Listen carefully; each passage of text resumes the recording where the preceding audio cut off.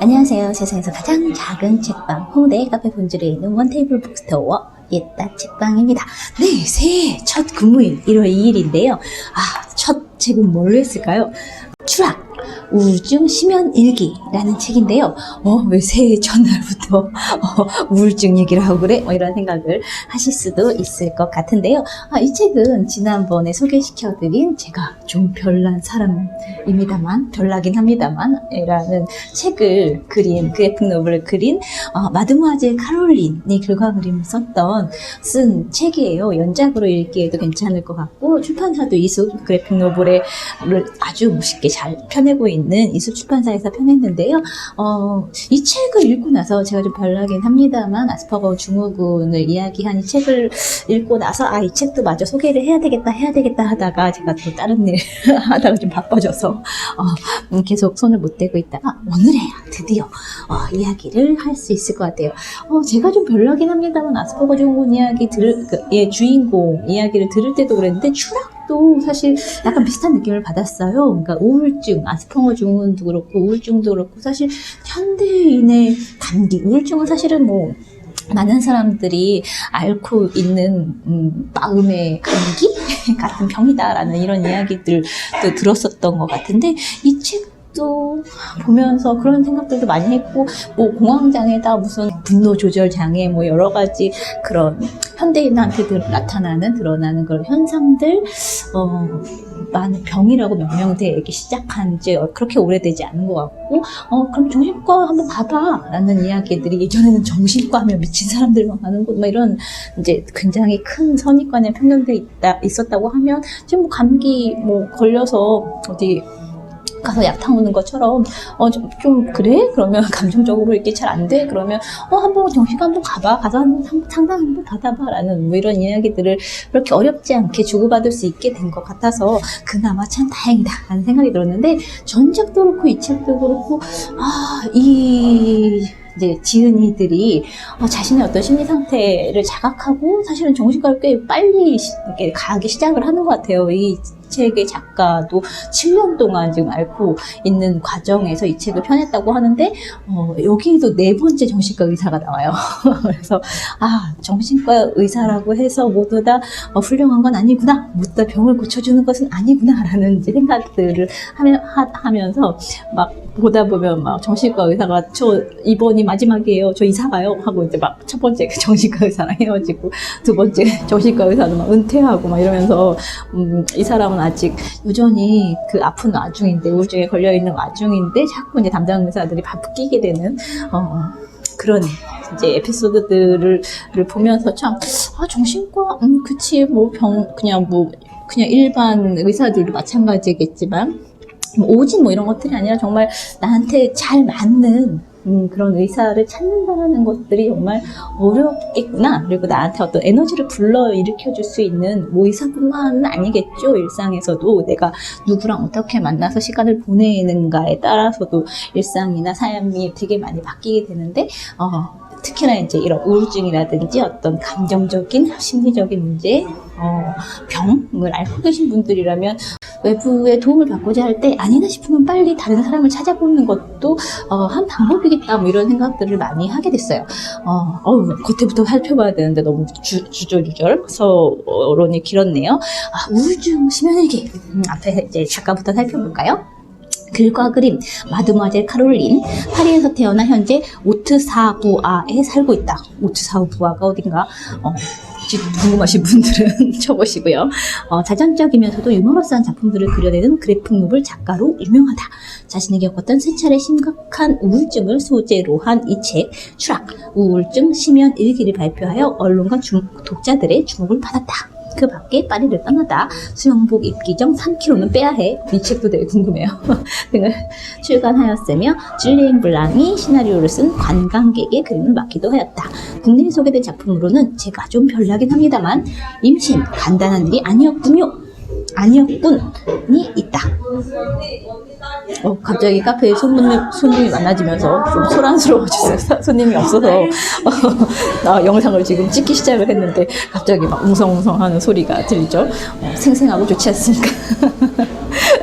네, 오늘은 반드시 영상을 올릴 것이기 때문에 노이즈에도 아랑곳하지 않고 그냥 좀 밀고 나가볼게요. 그렇습니다. 옮기니는 김미지 선생님이시네요. 번역가이며 작가이자 북디자이너다. 와, 이 세 가지를 겸비하기는 정말 어려운 일인데, 낮에는 주로 북디자인을 하고 밤에는 주로 글을 쓴다. 10년 넘게 외국계 회사에서 일하다 30대 후반에 과감히 월급쟁이를 청산하고 프리를 선언했다. 오, 멋있는 분인 것 같아요. 마지막 편지, 걷기 기적 등 번역했으며 지은 책으로는 봄, 여름, 가을, 그리고 봄. 이거 동명의 영화도 있는데 나는 나비, 늑대 소년 등이 있다. 지금까지 200여 권 이상의 책을 디자인했다. 엄청난 분이세요. 네, 이 책은 뒤에도 살펴봐야죠. 겉에를 이렇게 훑어주는 이유는 책의 엑기스들이 여기에 다 녹아나 있기 때문이에요. 새로운 책들 이렇게 고르실 때도 그 점을 편집자들은 이 겉에 책을 감싸고 있는 표지, 제목, 지은이 소개, 이런 책 날개들, 표지마저도 그냥 허투루 쓰는 법이 없으니까 꼼꼼하게 살펴보시면 좋을 것 같아요. 뒷표지로 가면 이 책의 저자 마드모아젤 카롤린은 7년간 3차례나 우울증의 심연으로 떨어진다. 추락! 우울증 심연 일기는 저자가 실제 경험을 바탕으로 쓰고 그린 100% 자전적인 책이다. 게다가 저자는 이 책을 쓰는 중에도 우울증을 심각하게 앓으며 치료를 계속했다. 예술적 재능으로 충만한 작가, 스키를 즐기는 활달한 젊은 여성, 세 아이의 엄마이자 사랑하는 남편의 아내로 그녀의 어머니가 말했듯이 행복할 모든 조건을 갖췄지만 그녀는 우울증이라는 지옥의 나락으로 떨어져 고통스럽게 하루하루를 살아간다. 이런 상황이면 참 사실은 주변에 아주 정말 절친하지 않으면 그냥 배가 불렀어 이렇게 여겨질 수도 있을 텐데 그럼에도 불구하고 이 감정적인 어떤 이런 것들에 대한 문제는 이 책 안에서도 나왔지만 내 회로에 내가 작동하는 방식에 어느 정도 좀 문제가 있기 때문에 이어서 그것들을 이렇게 강화시켜주는 그런 훈련을 해야 한다고 해요. 물론 약물 치료도 병행하면 좋고 이런 이야기들이 나와요. 하지만 이 책은 슬프지 않다. 자신의 상태를 유머러스하면서도 정확하게 묘사한 저자 덕분에 독자들은 때로 웃음을 터뜨리고 때로 이 질환에 대한 귀중한 정보를 얻기도 한다. 그랬어요. 저자는 우울증이라는 병이 언제 어떻게 왔는지는 기억하지만 왜 자신을 찾아왔는지는 끝내 알지 못한다. 그녀를 돌보는 의사가 2-3명 바뀌고 치료법도 달라지다가 결국 좋은 의사를 만나 증세가 호전되지만 결국 치료는 자기 몫임을 저자는 생생하게 증언한다. 되어 있고 추천사로 추천의 문장들이 있는데 증언을 넘어 인생의 교훈을 주는 책 피가로는 그렇게 따라요. 공공의 안녕을 위해 필요한 책 프랑스 텔레마탱 우울증의 나락으로 떨어졌다가 다시 일어서려는 모든 이에게 희망의 숨결을 불어넣는 저자의 경험을 담은 이야기 그레이머라고 되어 있네요. 이 책 읽으면서도 여러 군데 되게 태그를 붙였는데요. 자신의 이제 상태들을 아니까 이제 계속 이제 나는 사랑스러운 새 아이의 엄마고 아이가 있고 사랑스러운 남편도 있고 모두 일도 좋아하는 일도 하고 있고 계속 자기한테 긍정적인 어떤 에너지를 주려고 막 되뇌는데 그게 어느 날 갑자기 또 훅 떨어지고 이런 과정들을 이제 극복해 가는 정신과 의사의 도움을 받아가면서 가는 이야기들을 이렇게 적어 놓고 있는 책인데요. 인상 깊었던 구절, 대목들 보면 이런 게 있어요. 내가 두려워하는 것 이런 것도 이제 쓰고 막 이런 자신의 어떤 그런 어두운 면과 이렇게 마주하기 위한 어떤 기법 같은 것들이 있나 봐요. 이런 게 있어요. 그림 그리는 일로 만족할 수 없는 것, 직업을 바꾸는 것, 그래서 행복하게 되지 않는 것, 돈을 벌 수 없게 되는 것, 아이들을 돌볼 수 없게 되는 것, 우리 집과 책을 팔고 서재도 없는 아파트에서 매일 똑같은 삶을 사는 것. 이게 이 주인공이 두려워하는 것이라고 했고요. 이 두려움의 이야기들을 이런 식으로 막 표현을 했어요. 대단하죠. 어느 날 나는 그 정체를 알기 위해 내 두려움의 목록을 만들어 보았다. 반복 온갖 나쁜 생각이 늘어진 테이프처럼 무한 재생된다. 이런 생각이 머릿속을 한시도 쉬지 않고 돌고 돌고 또 돈다. 나는 나중에야 이 반복된 생각이 잘못된 습관이라는 걸 깨달았다. 우울증을 약간 하나의 습관, 패턴으로 이렇게 인식하는 그런 것들도 꽤 흥미로웠었고요. 이제 뭐 여러 책들에서 또 좋은 문장들도 막 순간순간 나오는데, 우연히 작용한다. 삶은 어떤 징후를 보낸다. 라고 하면서 파울로 코엘료의 문장을 갖고 왔어요. 주의를 기울이기만 하면 된다. 가르침은 항상 준비가 돼 있을 때만 얻을 수 있다. 그리고 징후에 주의를 기울이면 다음 단계에 무엇이 필요한지 알게 된다. 이런 문장들도 있고, 이런 책이나 이런 것들을 막 이렇게 보다가 이제 우울증 정신과 이렇게 대가에 컨퍼런스가 있다는, 가까운 곳에서 열린다는 그런 이야기를 듣고 마침내 3번의 이상하다고 해야 되나요? 약간 그냥 직업적인 그런 의사를 거쳐서 정말 자신한테 딱 맞는 그런 이야기, 그런 의사를 만나게 돼요. 그래서 그 의사를 만났을 때 따귀를 얻어맞은 것 같은 그런 기분이 들었나 봐요. 뭐 언제나 그렇듯이 이제 정신과에 가면은 자기가 어떤 상태인지에 대해서 막 이야기를 하나 봐요. 왜 여기 오셨죠? 그러면 뭐 시작해 볼까요? 뭐 직업은, 뭐 돈은, 언니는, 뭐 독서는, 일상은, 체중은, 뭐 24시간은 어떻게 하고 있는지 반복되는 질문들이 나오고 막 어쩌고저쩌고 막 그런 이야기들을 이제 막 계속 이야기를 하는데, 그 이야기를 듣고 그 패턴은 똑같았다고 해요. 그 이전에 이제 3명의 정신과 의사를 만났을 때와 똑같았는데 이 사람의 반응은 달랐어요. 4번째 좋은 의사라고 이야기하는 이분은 딱 듣더니 끔찍하도록 진부한 얘기군요. 그래서는 안 돼요. 이렇게 얘기해 주는 사람을 만난다는 건 참 좋은 것 같아요. 첫 번째 따기, 당신 잘못이 아니에요. 당신은 단지 아플 뿐이에요. 두 번째 따기, 당신은 나을 수 있어요. 곧 나을 거예요. 세 번째 따기, 이렇게 표현을 했어요. 나는 우울증이 병이라는 걸 알고 있었지만, 다들 알잖아요. 자기 상태도 알고 내가 병에 걸렸다는 걸 제대로 이해하지 못했다. 그렇게 말해준 사람은 그가 처음이었다. 죄책감이 사라지는 것 같았다. 그건 내 잘못이 아니다. 내 잘못이 아니라 단지 난 아플 뿐이다. 내 잘못이 아니다. 그러니까 뭔가 안 좋고 내가 이상해서 그래. 내가 자꾸 뭔가 자책을 하게 되고, 나 때문에 막 이렇게 죽어버려야 되겠어. 막 이렇게 불안하고 어두운 감정들과 나쁜 선택들을 하게 만드는 어떤 그런 동기들이 자꾸 나오는데, 이 사람은 아니에요, 그냥 병이에요, 나을 수 있어요, 이렇게 이야기해주는 의사를 만났을 때 뭔가 벌써부터 뭔가 정말 나을 수 있을 것 같고 막 그런 느낌이 들었다고 해요. 그러면서 이제 우울증이 에 대해서 이 정신과 의사는 이 병든 뇌에서 무슨 일이 일어나는지를 이렇게 설명을 해줬다고 해요. 보면 이런 그림으로 나타내줬는데, 정상적인 뇌는 정보를 전달을 받는다. 뇌는 정보를 분석하고 분류를 한다. 그리고 거기서 우리가 어떤 방식으로 반응하게 하는 결론을 도출을 하는데, 이 사람도 이제 똑같이 정보를 전달을 받는데, 뇌가 이제 우울증에 걸린 사람의 뇌는 약간 사실을 왜곡을 한다고 해요. 그래서 똑같은 정보, 어떤 태양 아래서 앉아서 뭔가 햇볕을 쬐는 것 같은, 일광욕을 하는 것 같은 여성이 있는데,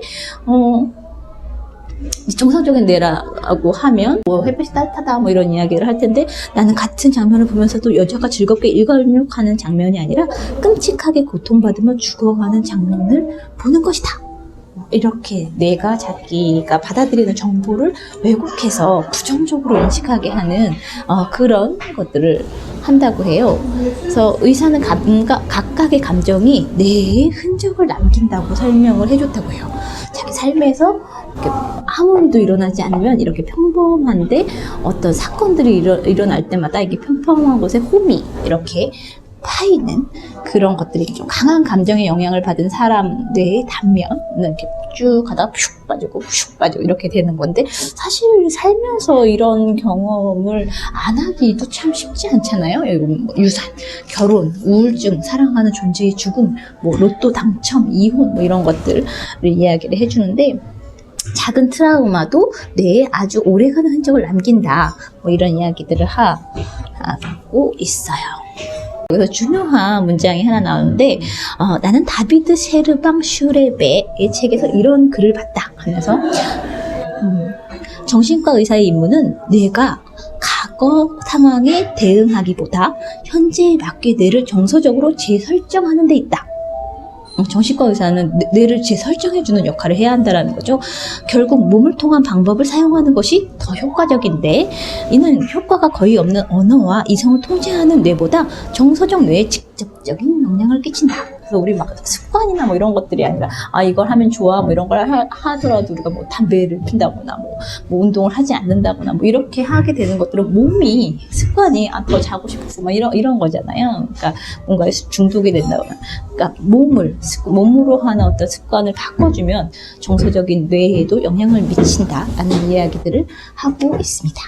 그러면서 이제 이 첫 상담을 마치고 나오면서 7년 만에 처음으로 병이 나을 수 있을 것 같다는 생각이 들었다고 하면서 줄줄줄줄줄 그런 이야기들을 이어가는데 이런 사람이 되고 싶다. 정신과 의사뿐만 아니라 누군가 나를 만났을 때 어떤 영향을 미친다고 하면 그거 해봤자 뭐 에이 됐어 뭐 때려쳐 이렇게 부정적인 말을 되게 많이 해주는 사람이 있는가 하면 그래 좋은 생각이 한번 해봐 뭐 안 돼봤자 묻자 본전이잖아 그냥 해 하고 싶은 대로 해봐 조금이라도 성장할 수 있을 거 아니야 뭐 이런 이야기들을 해줄 수 있는 그런 사람들도 있을 거고 그럴 텐데 우울증 뭔가 마음이 어둡거나 자꾸 가라앉거나 새해여서 사람들이 뭔가 시작하고 다 으쌰으쌰하고 있는데 나만 왜 이러지? 라고 하는 그런 생각들을 하게 되는 사람들 은근히 많겠죠. 이 이 주인공 같은 경우에도 겉에서 사람들을 만났을 때는 막 활달하고 막 패셔너블하고 사람들이 막 이렇게 힘들어가지고 막 살이 빠졌는데 건강해 보여 살 빠졌어 좋아 보이네 좋은가 봐 막 이렇게 이야기를 듣곤 하는 그런 사람인데 사실 겉으로 봐서는 다 모르잖아요. 근데 혹시 마음속이 되게 답답하고 힘드신 분들은 이런 자기의 마음을 다스리는 것들을 몸의 기능들을 이렇게 바꿔가면서 습관을 바꾸면서 영향을 줘서 한 번씩 좀 이렇게 고쳐나갈 수 있으면 참 좋겠다라는 생각이 들었어요. 그래서 2020년 2020 한 해는 정말 멋있게 하는 일이 잘 됐으면 좋겠다라는 생각이 들었고요. 뒤에 보면 이 사람이 이제 우울증에서 이제 빠져나오기 위한 어떤 들은 음악들, 플레이리스트도 있고 이 책을 쓰면서 썼던 참고 도서들, 우울증을 줄여준 책, 뭐 이런 것들이 줄줄줄줄줄 나와 있으니까요. 우울증 그냥 간단하게 어떤 도움을 받고 싶어, 뭔가 기분을 전환시키고 싶어, 뭐 이런 생각들이 드시는 분들은 한번 쉽게 훅 읽어보시면 좋을 것 같은 책입니다. 네, 올해 새로운 한 해 또 알아봐요. 안녕.